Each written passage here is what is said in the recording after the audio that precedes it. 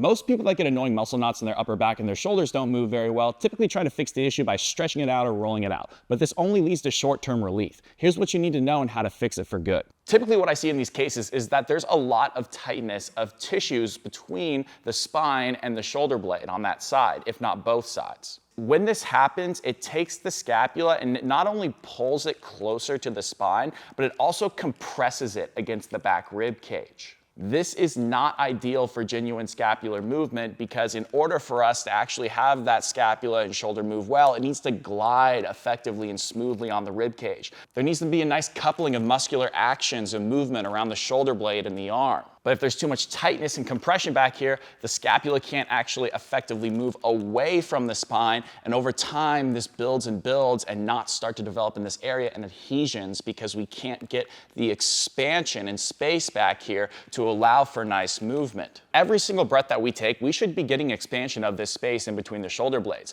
But the problem is with people that have this is that they're not getting that anymore. So what's happening is that they're only expanding the front side of their rib cage. This is why a lot of people that have these knots back here have lower ribs that are flared up like this because they're essentially not expanding their backs anymore and they're just expanding down here.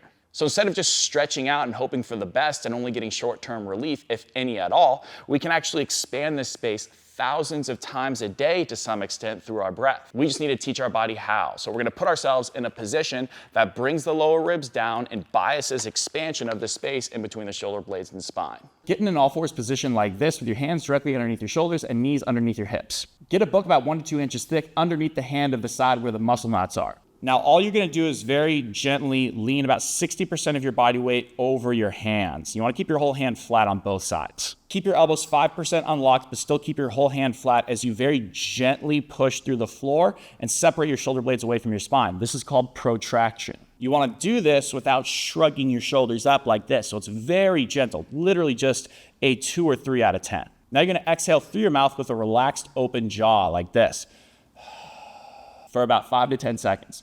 At the end of that exhale, you're gonna feel your side abs engage. Pause, close your mouth, and don't inhale for about 2 to 3 seconds. After that slight pause, very slowly and silently inhale through your nose, maintaining a little bit of that ab tension you got from the exhale. If you do this right, you're gonna feel expansion in between your shoulder blades and spine, especially on the side of the elevated hand. This is helping you address the root cause.